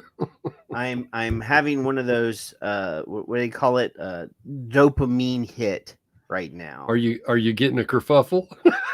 I'm getting a dopamine hit listening to someone say intelligent things. The legal age, and then they'll say yes or no and show you their wares. I don't buy this. Oh, it's been marketing to children. Of course, it's taken off for children because it isn't smoking. You don't need a lighter. You're not inhaling tobacco. It is a lot more palatable. But all I want to know is who in the government is mates with the tobacco industry, because as Joe just said, oh no, she didn't. A ding, motherfucker, ding. They don't even have to be friends with somebody in the tobacco industry, because I believe I could be wrong in my estimate here, but I believe that the Australian tax collection amount off of tobacco is in the magnitude of like $400 million a year, and I may be off on that one because I thought it was like 13 billion or something. It was like 1%. It could be. It was a huge amount. It was a vast amount because the nicotine hearings from 2 years ago are somewhere in the back of my brain. I don't remember now. The number was quite large, but it could easily be $17 billion. And if Paul was still in the chat, 14 billion. James corrected me. All right, I knew it was high number. I think it was like $14 billion. 1% of their gross whatever collections they Their do GDP or something, or their whatever, or like 0.5% or so. It wasn't it's like a the whole significant thing. amount of their. It's a significant amount of their budget, though. I mean, it's a large. It's a bit. Yeah. all you're going to do is make life a lot harder for vapors, and they'll go looking elsewhere. And who knows what elsewhere will be for those younger generation? It may not be smokes. It may be harder drugs. Whatever they can get easiest is what they will turn to. And when you do, you've got countries like the UK who are still handing out vapes for free because they're trying to get smokers to quit, because the amount of people who are a burden on the health system due to smoking, and then you've got the death rate that you alluded to, Joe. It is utterly insane. So again, we don't know everything about vapes, but we know they're a darn sight better than tobacco. And one last thing on that. Why is it that it's now been years and we're still saying, oh, we don't really know much about vape? why wasn't some sort of review, some sort of commission? I think the problem is... I'm if I wasn't married, Kevin, I would go to Australia right now and get on my knees and say, would you get on your knees? A couple things. I don't remember who said it, but yes, 50% in the US, it's 3/4 over there, allegedly. I don't know where that came from. 2, is this, James, a mainstream show that we're looking at? And 3, Patrick, if you peruse this before the show, why am I here? Why is she not on this show? Because I'm very not pretty disappointed. enough to That's get her another demerit. Fuck you. as a guest on our show. I'm just saying, I'm pretty awesome, but I'm not, but I think this is Sky News late night, which is, I think, the equivalent of like Greg Gutfield. Okay. All right. Over there. Oh, it's like cable. Okay. Yeah. You need these sort of long-term studies to fully understand. Yeah, but even a short-term one would be helpful. Well, this is the thing. Now. Well, they can measure sort of the chemicals they emit and that sort of stuff and try to make calculations there. But I think in terms of deaths, there have been few claimed deaths. So these have been very much contested. Compare that to the hundreds and hundreds and hundreds of thousands of people who die from tobacco-related deaths in this country alone. It is the most mindless decision. It'd be like having a nationwide ban on methadone in an effort to combat. Well, that's what. And just so everybody knows, I'm now a fan. I'm now a fan, Kevin. Cigarettes are available non-prescription at any local pharmacy or chuck and puke shop, and you can petrol, whatever you guys call it over there. So there you go. The most insane plan I have ever heard is what that guy said. The most insane plan. Bastard said you're going to have to pay her, so you need to pony up. Sell some of them Funko Pops, you little shit. They're not worth anything. Oh, well. Not worth anything. We'll offer some to her. In a second, much sadder, less good article about Australia, Kevin. Our friend Sam. They call he goes by the Vaping Bogan. I've heard of him. I've never seen him on the YouTube. He was on the show once, and you weren't. Well, there you go. Yeah. Look, I was right. Paul and I had him on the show one of those times that you were, faking out on us or something. But anyway, our friend, the Vaping Bogan, Sam, it says here, popular YouTuber leaving Australia over government ban on vapes. And I'm not going to play his video, but I did watch the video this week where he announced he would be leaving Australia. So it says here, a popular Australian YouTuber has decided to leave the country over a government ban on vapes, launching a fundraiser to help cover the cost of the move. Sam Parsons, better known online as the Vaping Bogan, posted video to his 185,000 subscribers yesterday, announcing his imminent departure.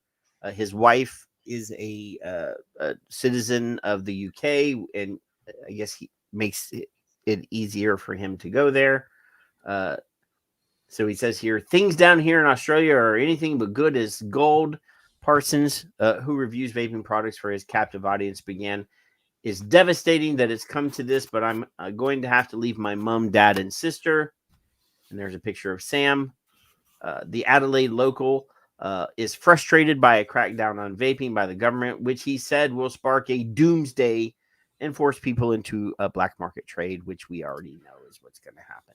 Last year, the Commonwealth announced plans to introduce sweeping legislation to crack down on the sale and the use of vapes, citing concerns about a sharp uptake among young people. It then blindsided all of us by making amendments to existing laws on the importation and sale of therapeutic class goods. Sam claimed already on the 1st of January, they've brought in a full ban on the importation of disposable vaporizers. I couldn't really care less about the ban on those. He said, I do, Kevin. I'm not going to poo-poo disposable vapes because they help people that can't use, refillables. There is a group of people, the older people that don't want there to is a market, period. Yeah. If they help people, then they're fine. They're good. Let's do them. Yep. I don't understand why any of us would advocate for reducing the options. Right. What worked for you may not work for them. Yeah. You don't have to carry them in your own store, but that's something that's going to happen, and it should. So it says here, any choice. However, as of March 1, there will be a full ban on the importation of all vape products. Cigarettes spending will the past still come 2 in. weeks, after spending the past 2 weeks talking to industry experts, he came to the conclusion that there's really not much we can do, and he's concerned about legislation that will smash the domestic market by targeting those who manufacture products locally. I really have no choice but to fucking leave Australia, and I didn't edit it. They edited it. If I want to continue doing what I love, which is making content and helping people quit smoking, Mr. Parsons said. He himself quit smoking about a decade ago with the help of vapes, and soon after began making videos about different products and emerging trends in the market.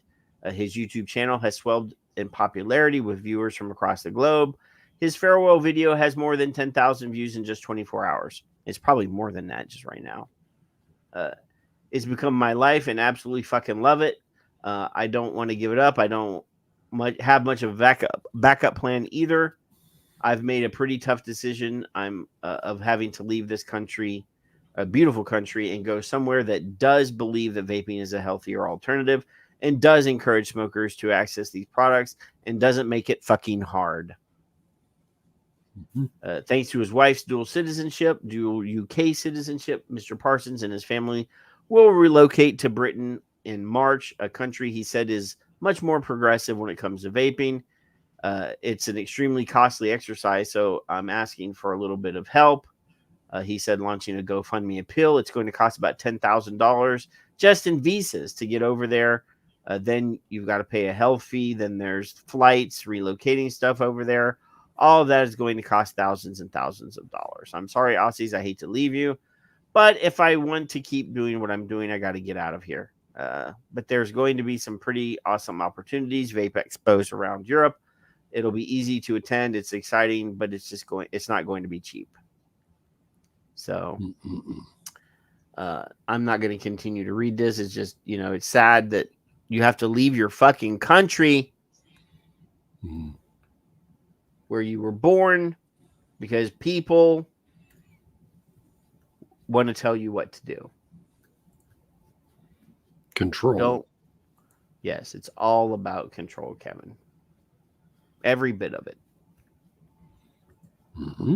It's our way or the highway. That it's the same thing as quit or die, Kevin. Exactly. So, I want you to pay bad. me so I can tell you what to do and then ridicule you when you don't do it the way I want you to do it. I mean, I've joked. I mean, obviously, my wife being a Filipino allows me to have an escape plan if needed. From her, you mean? Well, I mean, we own property in the Philippines. We can disappear. The Philippines isn't much better, but all right, yeah, it's not, fascism either right now. So, and I know who to bribe over there to get what I want. So, and Jeffrey says, see, this is right up our alley, Kevin.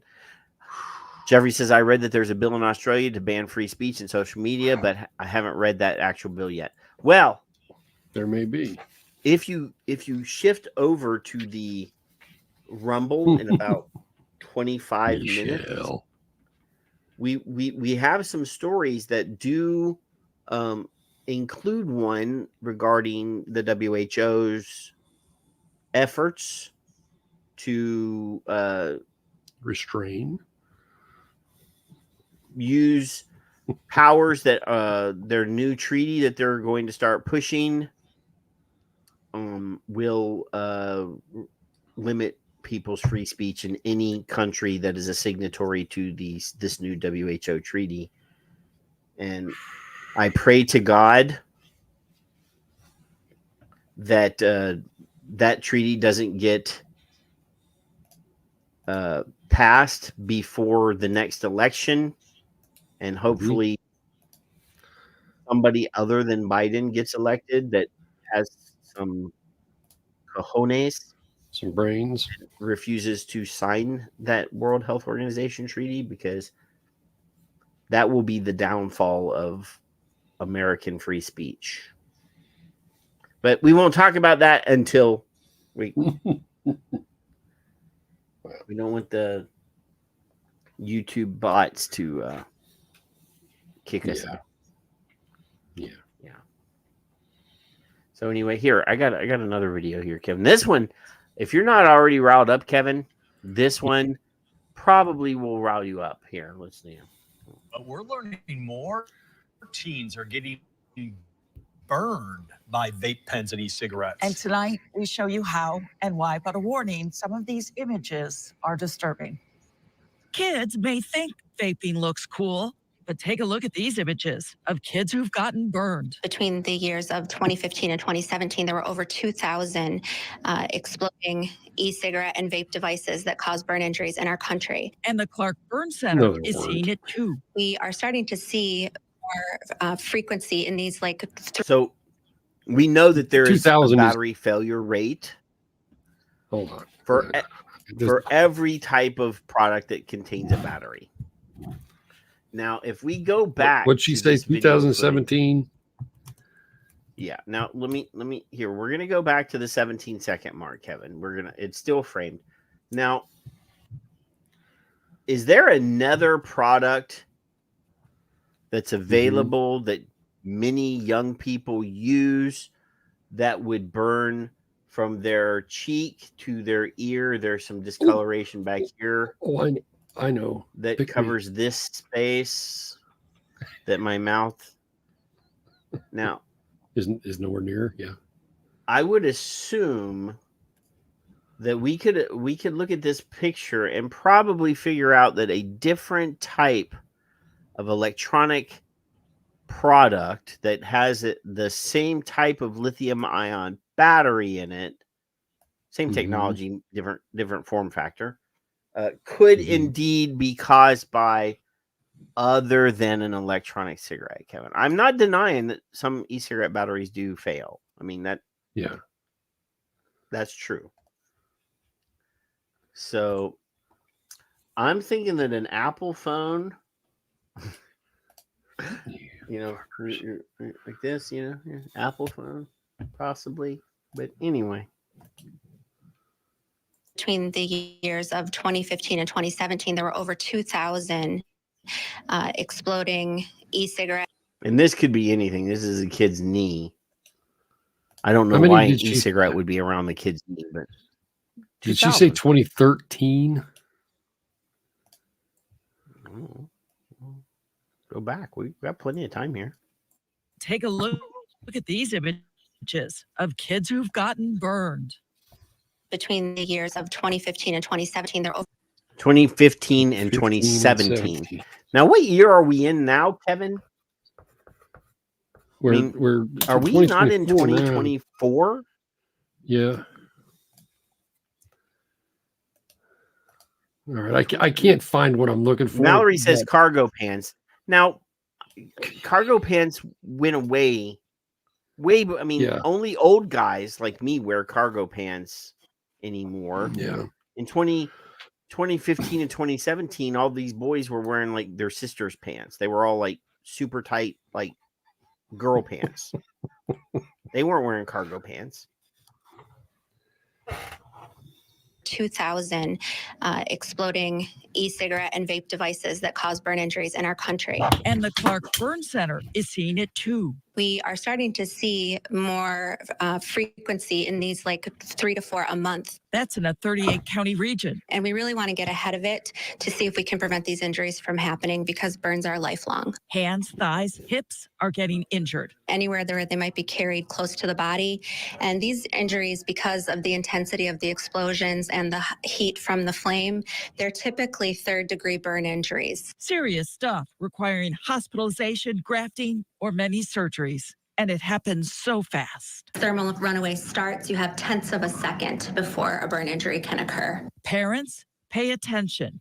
Educate your kids. They really shouldn't be vaping at all because of the health. Now, that guy there is not a child, Kevin. That's a fully grown human man right there.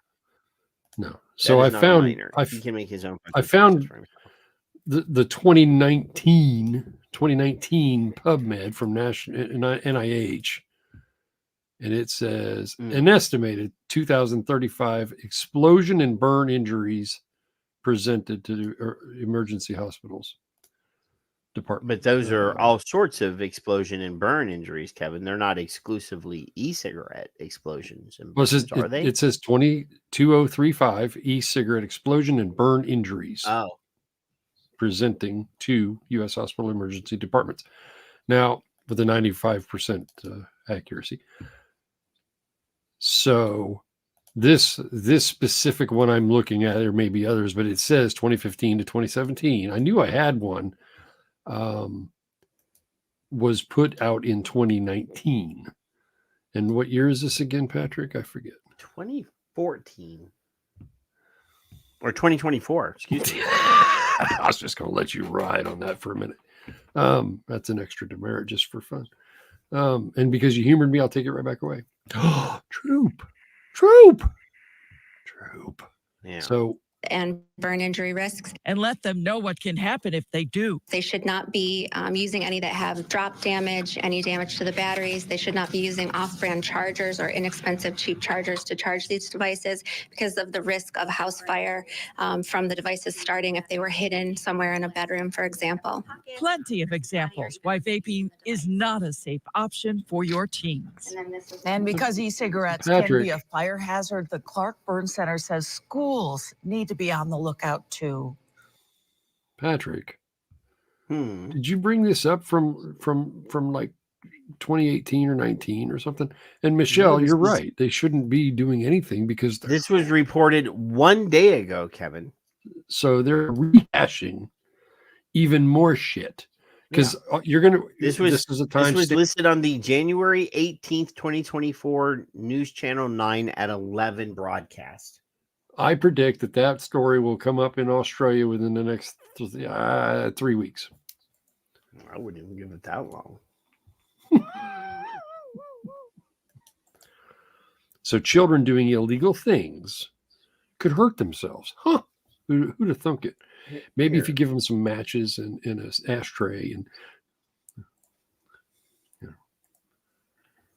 this one you're gonna love. There's only 2 more. There's only 2 more pieces left, Kevin. Both of these are going to get your dander up. I promise you. I've put my dander away.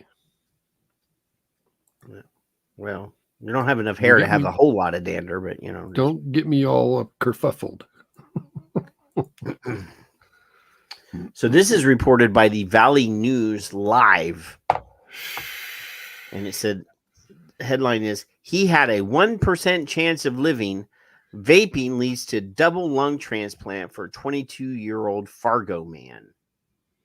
You know what? Before you even start this fucking thing, because you got my dander up.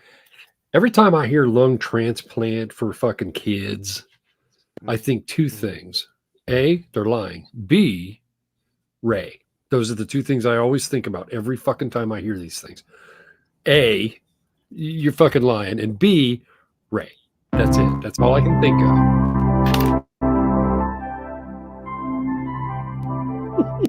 At one point, a doctor said he had a 1% chance of living.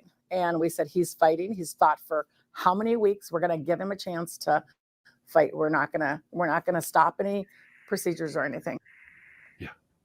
That's the grandmother of a 22-year-old Fargo man recovering at the University of Minnesota Medical Center following a double lung transplant. Jackson Allard initially went to the hospital in October with simply a stomach ache, but after weeks without improvement, his condition became so severe, doctors said he needed that double lung transplant. Valley News Team's Kirsty Madej talked to Jackson's relatives about what caused this illness and how he's doing now. Hi, everybody. How's everybody doing? That's Jackson Allard, a 22-year-old from Fargo who just underwent a double lung transplant. He's just friendly. He's outgoing. He's just like, everybody is just attracted to his energy and how much fun he is. Jackson's grandma, Dora, has been by Jackson's side through the entire ordeal. You have to stop vaping. And we kept telling him that over and over and over again. And he was a heavy vapor. He vaped all the time. But he said it's better than cigarettes. Well, they said with cigarettes, you'll last in 50 years, you'll have lung cancer. In 5 years, if you vape, they will see you with permanent lung damage. Vaping or e-cigarette use is relatively new. So we don't necessarily know Oh, a lot shit, of the long-term Kevin. effects of vaping, and that's honestly one of the scariest things about it. For the last 3 months, We don't Jackson has been know. fighting for his life. And at one point, his heart stopped beating. I thought for sure we were going to lose him. I'm just like, he's not going to survive this. But in my mind, I kept picturing him coming home. Now that he's had the transplant, Jackson is on the road to recovery. But he's not out of the woods just yet. Well, his life will totally be different because of that. Jackson and his mother will have to stay in Minneapolis for at least the next 6 months to attend regular checkups at the U of M. He can never drink alcohol or smoke. Oh, shit. I'm just so I've been vaping since 2010, Kevin. So I've been Good vaping. Jesus for Christ, you've been 14 reading my years. mind. So I got 10. I've been Jan's got dead. 10. You got I've been dead. 14. Apparently, I've been dead for like what 9 years. Ray Yates. They all can fuck off. All of these fuckers can fuck off. Every one of them. Because according to them, I should be dead because they said 5 years and I should have irreversible lung damage, Kevin. I'm at two times that, and so is Janice. So we're 4 times beyond. I that. haven't even had a cold. Not Oh, a I get serious cold. I've had like a sniffle here and there, but I haven't had like a cold where I had to stay home from work. Right. In 14 years. Ray Yates. Just Ever again. And he'll need another transplant time down the road. He said he just wants to make sure other people don't do what he vaped and ended up having to go through what he went through. In Fargo, Kirsty Madej, Valley News Live. What was he vaping? Whatever it was heavily, according to Grandma. He vaped all the time. Victor says that he's chained vape for 11 years. Jeffrey says he's got 7 or 8 years. Mallory says she's got 10 years. All you guys are dead, according to this healthcare professional that apparently said that if you smoke, you're going to be, you got 50 years, but if you vape, you've got 5. I knew, Victor. I knew some of us were trying. Addie's got 10 plus me. years. He's You're an old man. I mean, if Ed were around, I know that Ed's been vaping as long as I have. Well, he's been vaping for like 30 years, right? Because at his age, So, I mean, all of us are dead. We've all apparently died, Kevin. I mean, Mallory. Just shut it. It kind of. So the last one, Kevin, has a little bit of a humorous slant.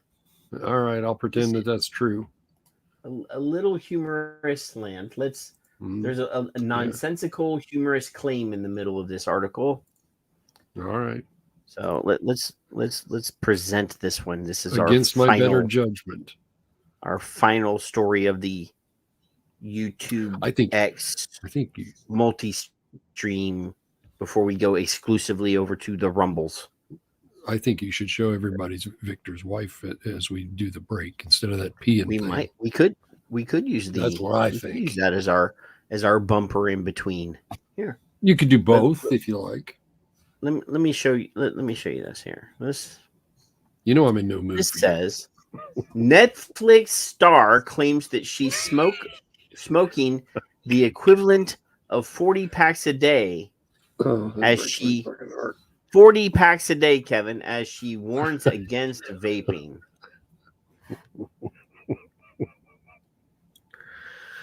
Patrick. There's a show on Netflix called Orange is the New Black. See, there you go. See, it's so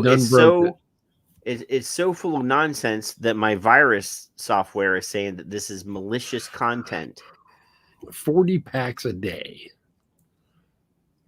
I was coined a professional smoker, and I couldn't get past 2.5 to 3. Yeah. I did 3 a few times, but not without consequence. Yeah. So this chick says that she was vaping pretty sure I'm smoking the equivalent of 40 packs a day now instead of 4. No bueno. No bueno. Well, according to some of the tobacco control math that I've come across, before I get a virus. One vape is worth 700 packs. I've been told. So I don't know what Oh, the wow. height is on that. Yeah. Oh my God. All right, 40 Kevin. paps. So we're going to talk about disease X. Stifling. We're going to talk about the WHO. We're going to talk about some AI stuff from Davos. Yeah. We're going to talk about Argentina's new Milei, the president Milei. He was at Davos, and apparently he decided to pull a Ricky Gervais and say nasty things about the people at Davos from the stage at Davos.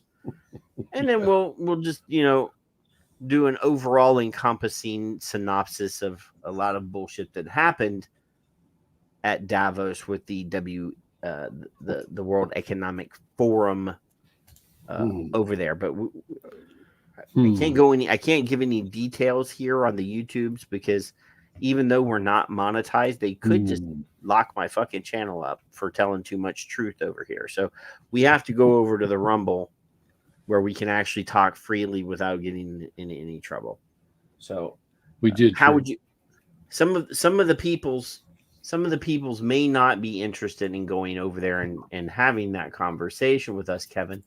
How would you like to say goodbye to our friends that are going to blow us off and not come hang out with us in the really fun place? In my opinion, they can choose to do so. That's up to them. If they want to see you possibly earn more demerits, then they should come over. And if they want to go good night and kiss the dog and the wife and the husband and the significant other, they should do that. That's up to them. Are you calling some of these people significant other dogs? Is that what you're trying to? Yeah, that's what I said. Yeah. Roll the bean footage. Well, I'm just worried about some of the ways you talk to our friends. But before we do that, I'm gonna glad to see them all. I'm gonna copy and paste. There's quite a few people here tonight. The link to the Rumble for the YouTube people before we completely disappear. Okay. Chuckleheads are us is moving over to the Rumbles. So Meaty Bites and Victor are already in the Rumbles. Michelle said it won't work for her. What? That's why I just gave you a whole new link. I don't know. But that was the same thing that other people said before, and then let me see. I'm going to copy it. Just saying, the Rumbles is, I'm going to see. There's a link right there. Just click on the link. Go to the link there. I'm not a Rumble. Oh. See, Mallory's there, so it has to. It works. Lord. I don't know why it doesn't work for other people. It's not possible. Work. So, see, never fear, I am here. Yeah. So, I don't know what she meant. I don't know. There's an app. If you have a phone, you can. Raj is over there too. See. All right. So let's play. Let's play our video piece. We're gonna say. Oh, here it is. I found it. It's not very long. That should give me almost enough time to quit all the other live streams because it is a shorter intro. But yeah. So let's do this.